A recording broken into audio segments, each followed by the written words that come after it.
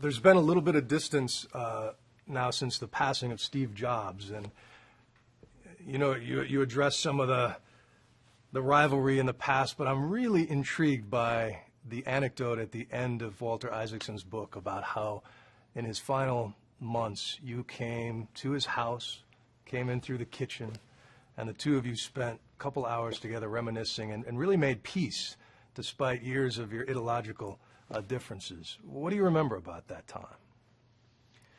Well, Steve and I, about 4 years ago, had a joint interview at the D conference where we talked about how exciting it had been. And in our career, the Macintosh work, the early work, I'd bet Microsoft's future on, and Steve had kind of bet his career on it.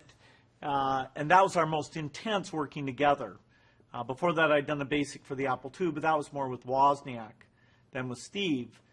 And, so Steve had a very different set of skills than I did. He was every bit as intense, believed in revolutionary ways of using computers, but, not kind of an engineer approach, more of a design approach. And that had huge strengths that, particularly the last episode where he ran Apple, he was able to do incredible work.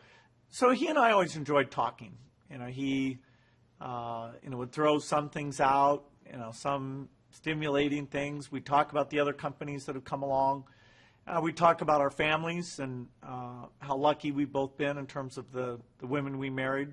Yeah, it was great, great relaxed conversation. How did his passing affect you?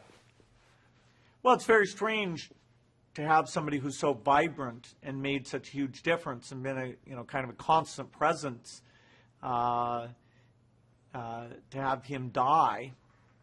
And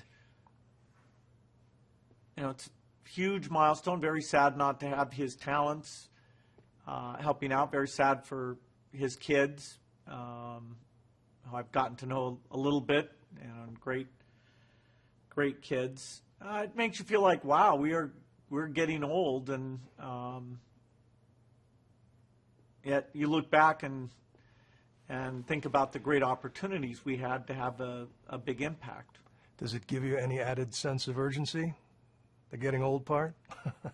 Well, I hope I still have quite a bit of time for the focus I have now, which is the philanthropic work. Yeah. And there's drugs we're investing in now that won't be out for 15 years, and so you got to stay healthy to see that happen. Hoping, malaria eradication. I need a couple decades here to fulfill that opportunity.